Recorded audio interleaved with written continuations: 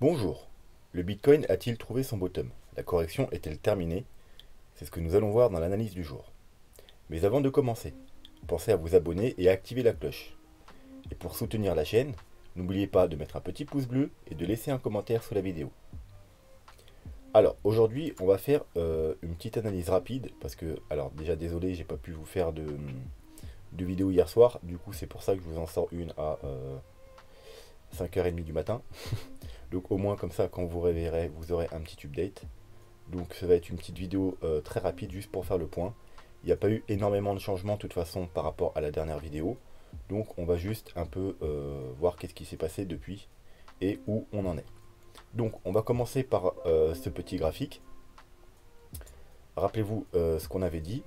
On avait dit sur ce graphique la dernière fois qu'on s'était laissé que pour les agressifs, vous pouviez tenter des achats à la cassure donc du coup de cette trendline qu'on avait cassé à la baisse. Donc théoriquement quand on casse un support, il fait résistance, vous voyez, mais quand on repasse dessus, du coup théoriquement c'est bullish et on peut tenter des achats. Bien entendu, c'est pour les plus agressifs. Parce que je vous avais dit, il fallait quand même être prudent, puisque depuis le bottom qu'on a fait, on n'a pas eu de correction majeure. Par correction majeure, j'entends un retracement vers les Fibo 0,5, 0,618 qui nous donnerait une première sous-vague 1. Et comme vous pouvez voir, on n'a pas eu de... Alors là, vous voyez, on avait eu une petite correction par exemple. On n'a même pas été, on a été chercher à peine les 0,236. Donc, c'est pas une vague 1. Donc, on attend à un moment donné une correction de vague 1. Donc, admettons là, on aurait trouvé une vague 1. On s'attend à aller rechercher cette zone-là. Donc, en plus, ce serait parfait parce que ce serait le niveau, vous voyez, du gros support au 51 000. Donc, c'est pour ça que je vous disais, ça peut se tenter en agressif, mais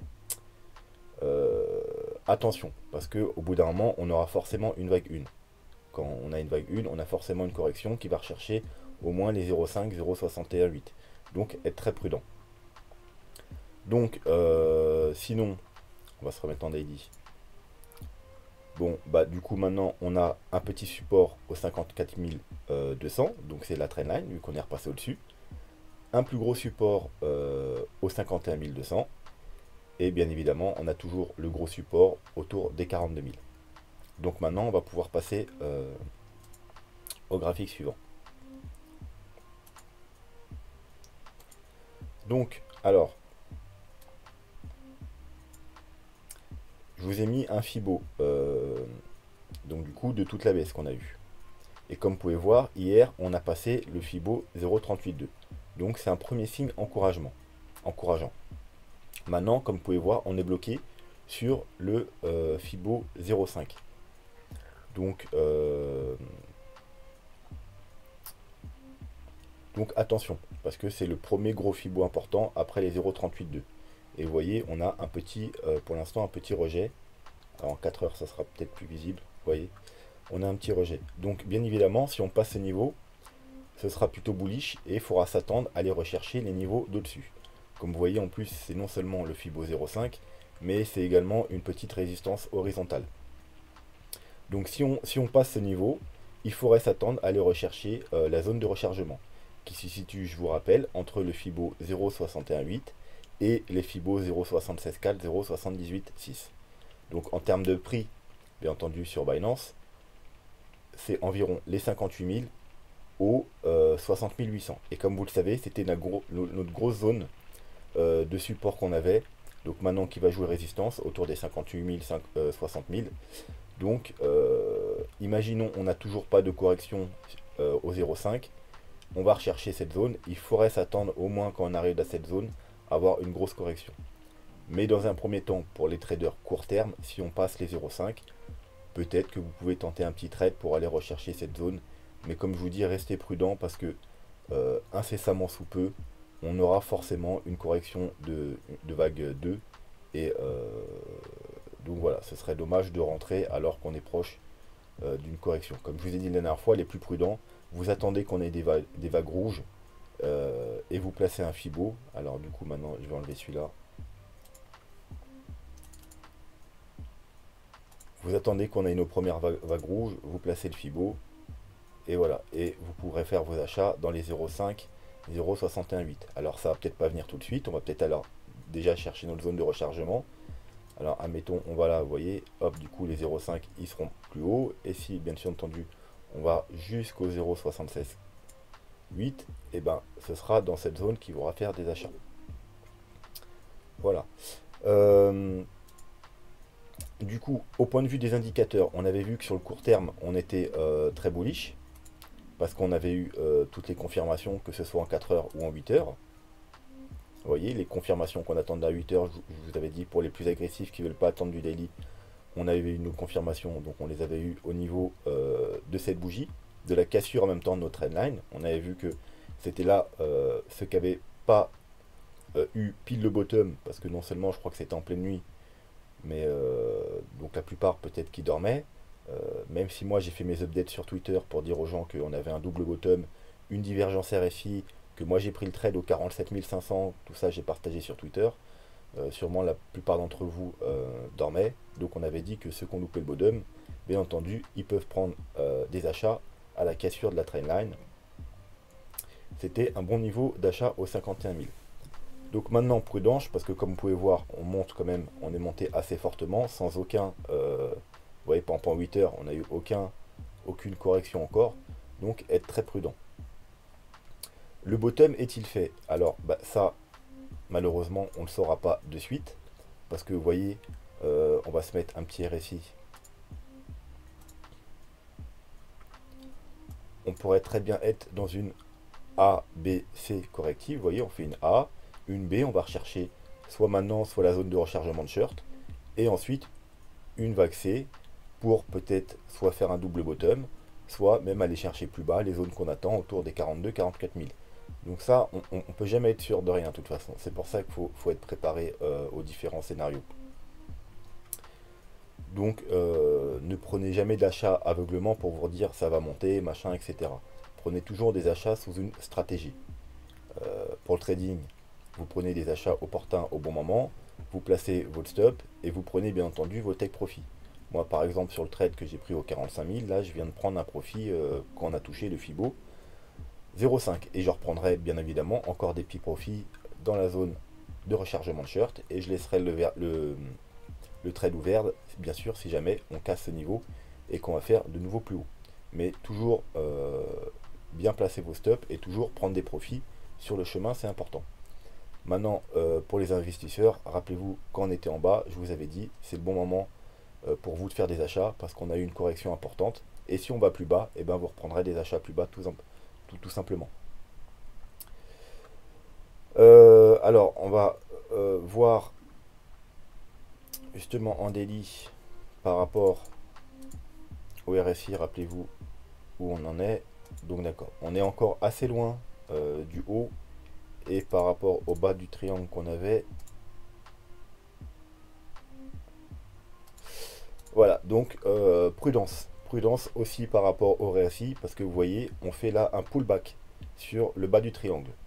Donc, soit on va passer, et comme je vous ai dit, dans un premier temps, ça va être bullish parce qu'on passera également les 0,5 de Fibo et en même temps, on passera le bas du triangle. Donc, il faudrait s'attendre à ce que, comme je vous ai dit, sur les Fibo, on ait recherché la zone de rechargement et pourquoi pas, ça correspondra à un retest du haut du triangle. Alors, si ça se déroule comme ça, si on n'a pas la correction de suite, parce que là, on pourrait être rejeté. Hein. Comme je vous ai dit, on est déjà sur un Fibo important, les 0,5. On est sur un pullback du bas du triangle. Donc, on pourrait très bien être rejeté à partir de là. Maintenant, si on n'est pas rejeté et on continue à monter, et qu'on atteint la zone de rechargement, eh ben, il est possible également qu'on atteigne le haut du triangle. Et donc là, il faudra encore une fois, à ce moment-là, être très prudent. Parce que qui dit zone de rechargement de short, dit short et dit que des personnes vont tenter de shorter cette zone. Et également sur le RSI, on arrivera en haut du triangle. Donc encore une fois, il faudra être très prudent si on arrive dans cette zone. Au niveau du MACD, alors on a eu nos confirmations 4h, 8h. Maintenant, bien évidemment, les gens les plus prudents, pour une hausse plus poussée, il faudra attendre des confirmations daily. Alors comme on avait vu, on avait déjà des signaux et des premières confirmations sur le stock RSI. on avait croisé à la hausse. Depuis, on est repassé en zone au-dessus de la zone de survente. Enfin, on est en train, ouais, voilà. Mais bien entendu, on attend les dernières confirmations du MACD, c'est-à-dire le croisement et des bougies vertes, qui nous donnera sûrement, du coup, une hausse plus poussée. Et bien évidemment, pour ceux qui veulent vraiment voir des nouveaux plus hauts, des 70 000, des 80 000, 90 000 ou 100 000, là, faudra attendre les confirmations 3 jours pour avoir beaucoup plus de confiance dans la hausse à venir. Exactement ce qu'on attendait la dernière fois aux 65 000 et ce qu'on n'a jamais eu. Bien évidemment, ça correspondra sûrement également au niveau du RSI. Alors, à la cassure par le haut du triangle. Alors on va se le remettre, c'était en un jour, voilà. Quand on cassera par le haut le triangle et qu'on commencera à annuler toutes ces divergences, parce que je vous rappelle, on est toujours sous des divergences, hein. On fait des plus hauts, et là on a fait que des plus bas. Donc ce qu'on veut, c'est annuler toutes ces divergences. Donc dans un premier temps, il faudra repasser en haut du triangle et casser ce sommet-là. Et si en même temps on a les confirmations MACD en 3 jours, et ben ce sera plutôt bon signe pour avoir vraiment une nouvelle grosse jambe haussière pour aller rechercher les 70 000, 80 000 ou voire plus haut. Du point de vue du market cipher, on va s'enlever les petits dessins. Alors, on n'a toujours aucun signal acheteur au niveau du market cipher en daily. Et en 4 heures, voilà, bah vous voyez, je vous avais dit la dernière fois, les plus agressifs, vous pouvez tenter sur du 4 heures pour vous positionner.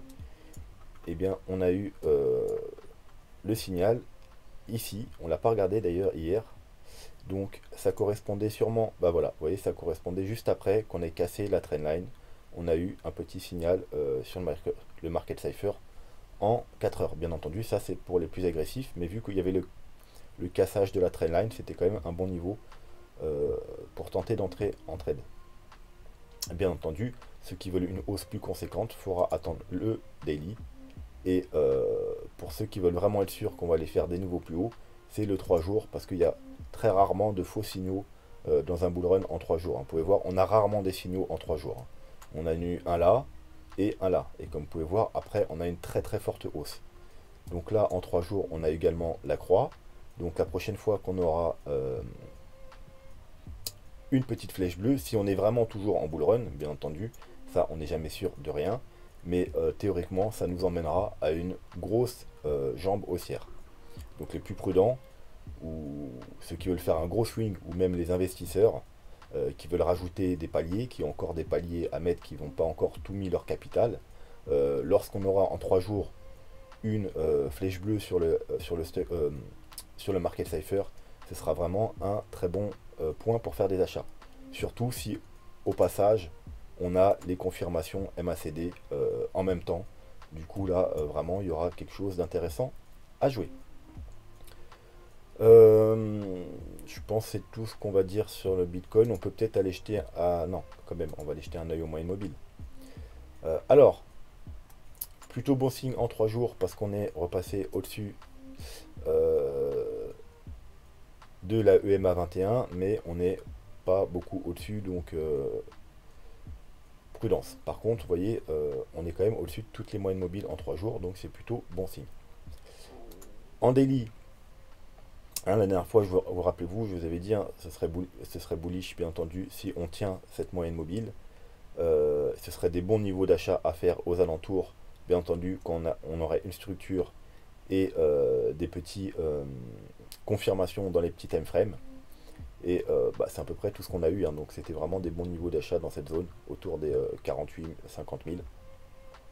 Maintenant, comme vous pouvez voir, non seulement on est bloqué sous le Fibo 0,5, mais on est également bloqué, voilà pourquoi là on a une petite pause sur la moyenne mobile EMA 21. Et comme on avait dit, en plus on avait la MA 50, donc on a une double résistance dans cette zone là. Et bien entendu, si en daily on repasse au-dessus de ces moyennes mobiles, et ben ça peut être également un niveau pour faire des achats, parce que du coup on sera au-dessus de toutes les moyennes mobiles. Alors on peut jeter un œil aussi également au ruban. Ah, bon bah voilà, Comme vous voyez, le ruban aussi, voilà, grosse résistance dans cette zone. Au niveau du ruban, des moyennes mobiles exponentielles. Donc le haut, il est aux alentours des, allez, environ 56 000, on va dire, hein. Donc bien évidemment, si on repasse au-dessus, hein, comme à chaque fois, qu'on passe au-dessus, vous voyez, c'est quand même très bullish et on a des hausses. Maintenant, du coup, voilà, donc je renouvelle encore une fois prudence parce que une grosse chute, on reteste le ruban, c'est pas impossible que soit du coup on aille, alors si on a trouvé un bottom, bah, notre correction de vague 1, donc qui nous emmènera un peu plus bas pour repartir en haut, ou soit que la correction n'est pas finie et que ce soit juste un pullback sur le ruban et qu'on reparte à la baisse. Ce n'est pas impossible non plus. Donc toujours être prudent.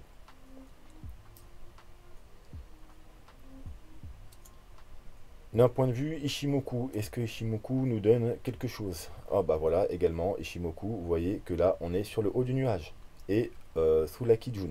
Donc ouais, on a quand même un très fort niveau de résistance juste au-dessus de nos têtes. On a le Fibo, on a la moyenne mobile UMA 21, on a le ruban, on a le nuage et on a la Kijun. Donc bien évidemment, si on passe tout ça, il y a vraiment un trade à jouer pour aller rechercher la zone suivante. Donc comme on a dit, la zone suivante ensuite, ce sera les 58 000, 60 000 au niveau de la zone de rechargement de short. Voilà, donc on est vraiment sur un gros niveau important là, un point critique, hein, au niveau des moyennes mobiles, au niveau d'Ishimoku, au niveau du ruban, au niveau des Fibo, au niveau du RSI parce qu'on fait un retest du bas du triangle, donc vraiment là c'est un niveau très important. Et si on passe, il y a quelque chose, il y a des achats à faire pour aller rechercher les 58 000, 60 000 dollars. Donc je pense que c'est tout ce qu'on va dire pour le Bitcoin aujourd'hui parce que je veux que ça reste assez court. On va juste aller voir quand même quelque chose que je voudrais vous montrer. C'est plutôt pas mal ce qu'on a fait, c'est plutôt un signe encourageant. On va s'enlever ça. Voilà, alors ce que je voulais vous montrer, vous vous rappelez la dernière fois, je ne sais pas si vous vous souvenez, je vous avais dit que c'était dommage parce que lors de la première correction, on avait, alors déjà je vous rappelle hein, un peu le principe. Là c'est un des deux plans qu'on a au niveau des vagues d'Elliott. Donc 1, 2, 3, 4, 5. Dans ce plan là, on avait déjà eu une vague 4 et là on était dans la sous-vague de la vague 4. Ça veut dire c'est une leading diagonale, donc il se fait en A, B, C, A, B, C. On avait déjà fait la A, on cherchait la B. La B avait apparemment se faisait apparemment en flat. Une flat, c'est une correction ABC avec le point B piégeur qui va plus haut que le point A. C'est pour ça qu'on était très prudent dans cette zone-là. Et les objectifs principaux pour une flat ABC, donc vous voyez c'est celle qui est en rouge, c'est les 0,618, mais on les a transpercés dès le départ, donc on n'avait pas pris compte. Ensuite on avait les 1, donc on avait dit qu'il y avait des petits achats à tenter, et rappelez-vous, on était entré en trade ici sur les 50 000. Bien entendu, on avait pris nos profits et tout ça, et on avait monté le stop au point d'entrée, donc trade gagnant, même si on n'a pas atteint les objectifs finaux.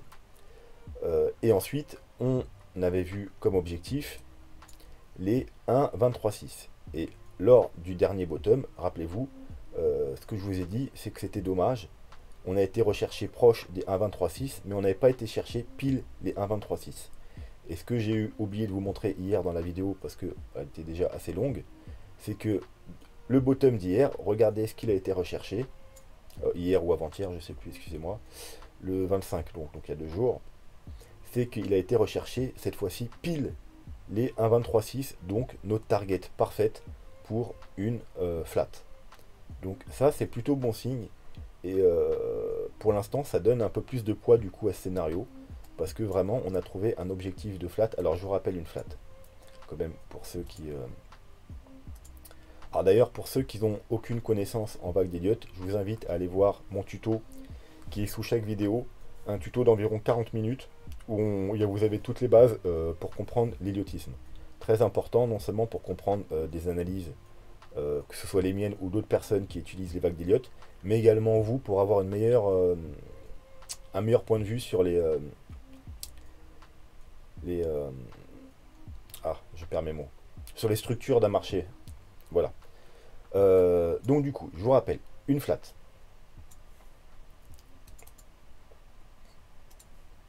Une flat, la vague B, c'est en général les 0,9, donc ils ne sont pas placés là, mais c'est pas grave, ou les 123 de Fibonacci. Et là, on était parti rechercher parfaitement les 123. Donc, on a une flat, une vague B parfaite. Et ensuite, la vague C, tout simplement, je viens de vous le dire il y a 2 minutes, c'est les 0,61, les 1 ou 123 de Fibonacci. Et on est reparti parfaitement rechercher les 1,123. Bien entendu, il y a aussi une cible en dessous qui sont les 1,618, mais comme je vous avais dit, c'est quand même beaucoup plus rare. C'est une cible beaucoup plus rare. Donc là, on a une flat parfaite. Donc ce scénario, bah, du coup, il tient bien la route. Donc, bah, qu'est-ce qu'on attend si vraiment la correction est finie et qu'on a trouvé le bottom là? Et ben, c'est une dernière vague C en bleu pour aller rechercher nos objectifs et finir du coup la grande 1, 2, 3, 4, 5 et donc probablement finir le bull run. Et la vague B, donc on avait dit qu'elle durait entre 1 et 3 mois. Donc potentiellement, si ce scénario est valide, le bull run se finira entre 1 et 3 mois pour aller rechercher des objectifs qui se trouveront entre 70 000 $ et 135 000 $. Avec bien entendu les objectifs principaux qui se situent au point de rencontre entre les deux objectifs. Alors pourquoi il y a deux carrés d'objectifs? Pour ceux qui n'ont pas vu les vidéos précédentes, parce que les objectifs, on peut les calculer soit avec les grandes vagues jaunes, 1, 2, 3, 4, 5, donc c'est le carré jaune, soit avec la ABC bleue, donc la sous-vague de la jaune. Donc c'est pour ça qu'on a double objectif. Donc là où se rencontrent les objectifs de la vague jaune et de la vague bleue, c'est théoriquement les objectifs les plus probables. Donc cette zone se situe entre les 88 000 $ environ et les 113 000 $. Donc voilà, ce serait probablement, si ce scénario est bien le bon, l'objectif final du bull run. Voilà, et dans 1 à 3 mois.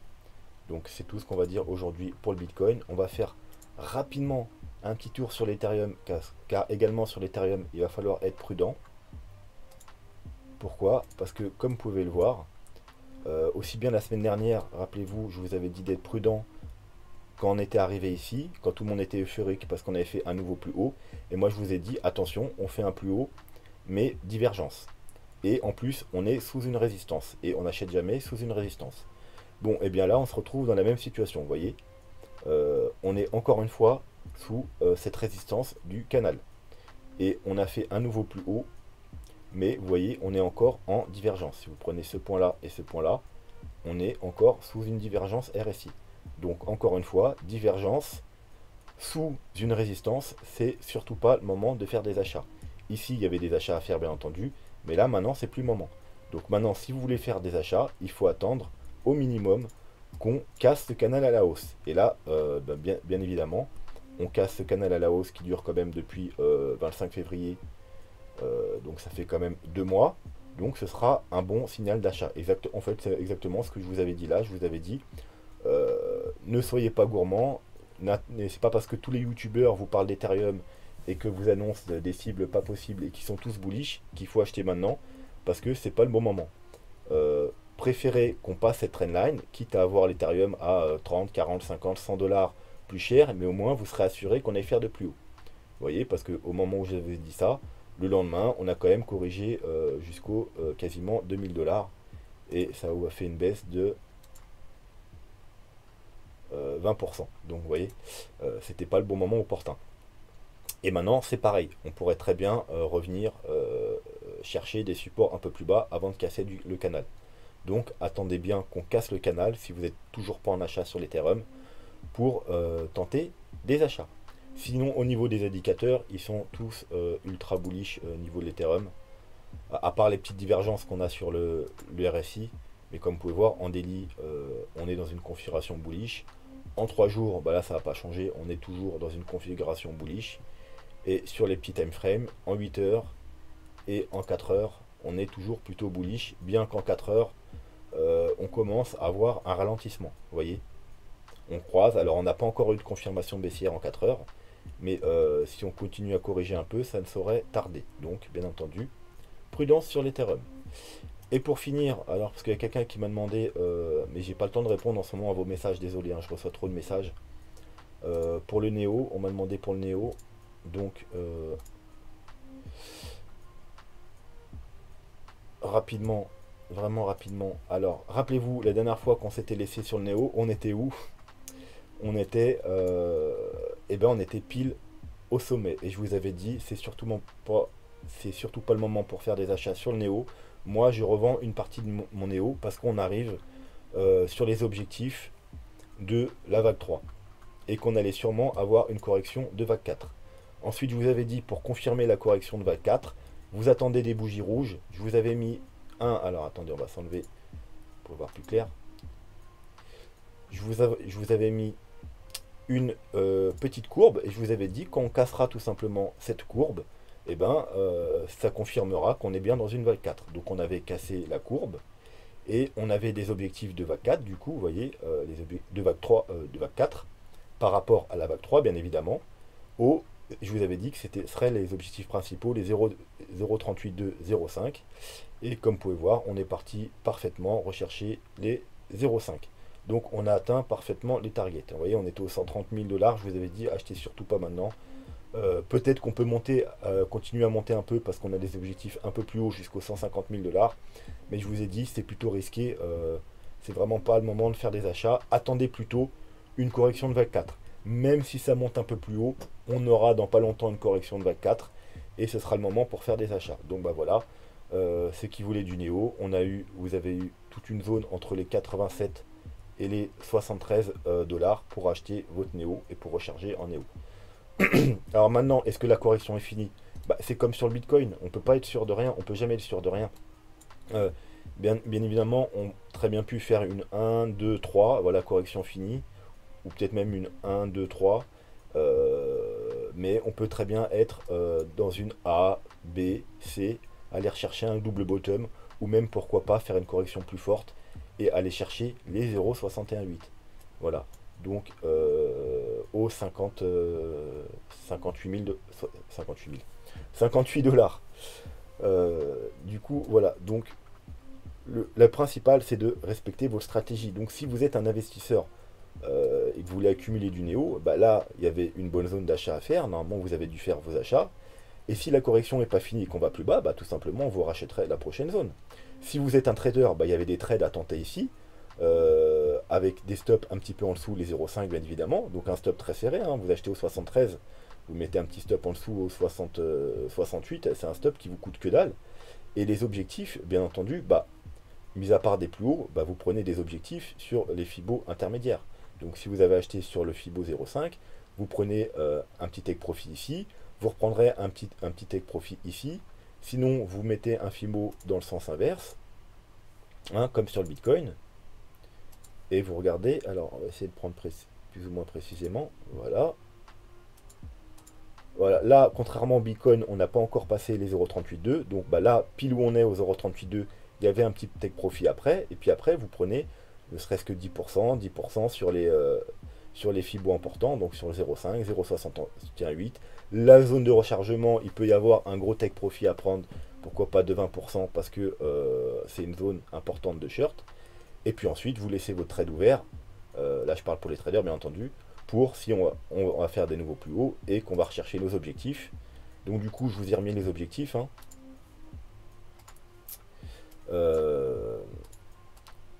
Si le bottom a été trouvé, hein, on n'est pas sûr, mais si le bottom a été trouvé, je vous ai remis les objectifs.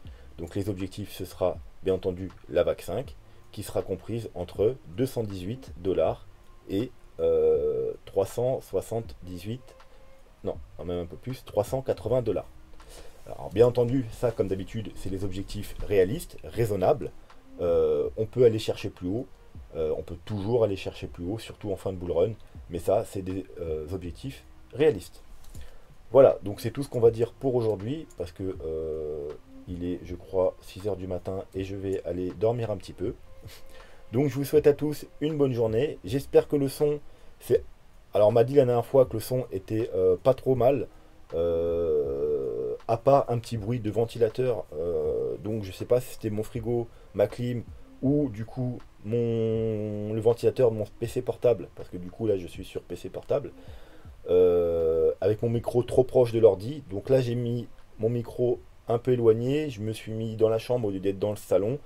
Donc du coup, j'espère que niveau du son, c'est un petit peu mieux. Mais en tout cas, laissez-moi des commentaires pour me dire si le son est meilleur et j'essaierai d'améliorer le son au fur et à mesure des vidéos. Alors là, j'ai encore de la chance parce que, alors pour ceux qui ne savent pas, je suis dans un camping du coup là. Euh, c'est assez calme vu on est très peu nombreux, vu que c'est encore le confinement, mais d'ici quelques semaines, ça risque d'être plus compliqué pour faire les vidéos. Il faudra peut-être que je me trouve un autre lieu ou que je fasse comme aujourd'hui, ça veut dire une vidéo de nuit ou très tôt le matin quand tout le monde dort. Donc voilà, j'essaierai toujours de trouver les meilleures conditions pour vous faire vos vidéos. Bref, sur ce, je vous souhaite une bonne journée. Je vous dis à demain. N'oubliez pas de laisser un petit pouce bleu, un petit commentaire et d'être très prudent. Allez, à demain. Tchuss.